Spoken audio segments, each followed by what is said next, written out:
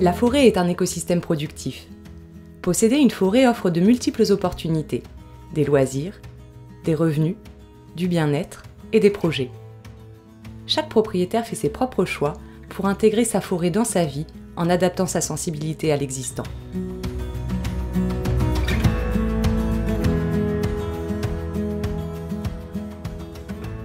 Sur cette forêt, il y a quand même une histoire familiale assez importante. Le premier noyau de cette parcelle forestière, en fait, elle était détenue par mon arrière-grand-père. C'était une utilité strictement familiale, c'est-à-dire qu'il n'y avait pas véritablement d'exploitation économique. Le bois, c'était celui qui était utilisé principalement ici pour se chauffer. Et puis, sur la dernière période, les achats plus récents, effectivement, ça a été la mise en place d'une chasse privée. Alors je passe beaucoup de temps dans cette forêt, dès que je le peux en tout cas, alors principalement pour des activités de loisirs, pour ce qui me concerne. J'aime m'y promener, j'ai toujours aimé ça, j'y cueille les champignons aussi, autre passion. Le projet pour cette forêt pour les années à venir, ce serait d'essayer d'améliorer les parcelles qui ont été complètement délaissées pendant plusieurs années, voire plusieurs dizaines d'années pour certaines d'entre elles.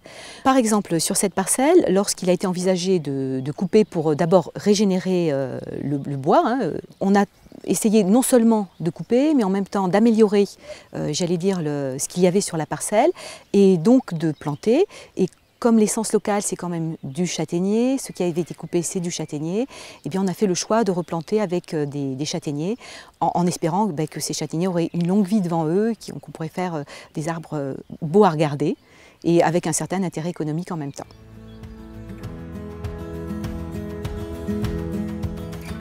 Alors c'est une forêt qui est un peu particulière, puisqu'en fait on est ici sur une ancienne mine d'or. Donc dans mes expériences professionnelles antérieures, je travaillais dans ces mines-là.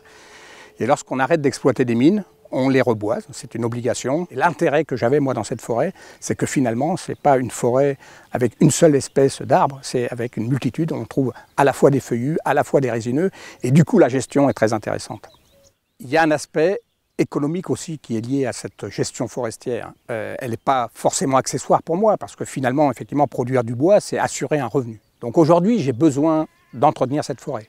Donc automatiquement, je sors du bois et ce bois, j'essaie de le valoriser. Les coupes que je peux faire, donc des coupes plutôt faciles, je les réalise et je fais par exemple, je me sers de bois de chauffage pour moi, j'en vends un petit peu. Cette forêt, je l'aime parce qu'elle propose beaucoup de choses. À la fois des activités de loisirs, de promenade, mais aussi on est ici sur un massif qui est connu pour ses champignons, donc voilà, c'est un vrai plaisir pour mon épouse d'aller les ramasser.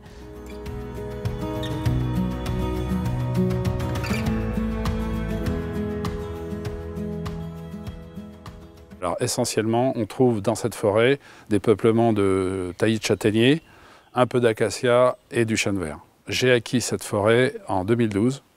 Avec 3 associés, pour prolonger une activité après la retraite. Au départ, on n'avait pas un but économique, mais en étant ici, j'ai décidé d'en faire une affaire financière également. Le but de cet achat, c'était d'investir dans une forêt où il y avait une grosse biodiversité et du soleil. Notre projet est multifonctionnel, donc avec l'exploitation de la forêt, les aménités, champignons, abeilles, le pastoralisme lié aux prairies et également l'accueil touristique en forêt. On a une forêt assez diversifiée où il y a du Douglas. À la base, c'était une forêt de hêtres et de sapins.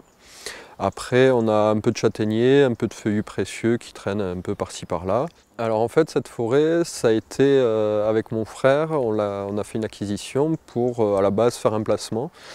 On recherchait plus ou moins un terrain agricole. Suite à un coup de cœur, on a fini par faire l'achat de cette forêt. On a acheté cette forêt parce qu'on savait qu'elle produisait du bois.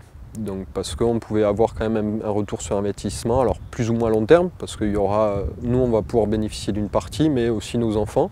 Pour le futur, on a plusieurs idées, donc c'est déjà de continuer à travailler le bois par nous-mêmes. Là maintenant, ça fait 4 ans que moi je scie, et c'est vrai que maintenant on commence à voir un peu le bout du tunnel, où ça commence à avoir une activité assez rentable. Et après aussi, on aimerait développer de l'hébergement en forêt. On utiliserait le bois de notre propriété pour construire des cabanes en plein cœur de la forêt. Pour profiter d'une forêt agréable, il est nécessaire de l'entretenir. La vente des arbres mûrs et des bois d'éclaircie permet de financer des investissements et travaux nécessaires à la vitalité et à la biodiversité de la forêt. Les propriétaires peuvent ainsi mettre en œuvre les projets qui leur correspondent, tout en valorisant leur patrimoine.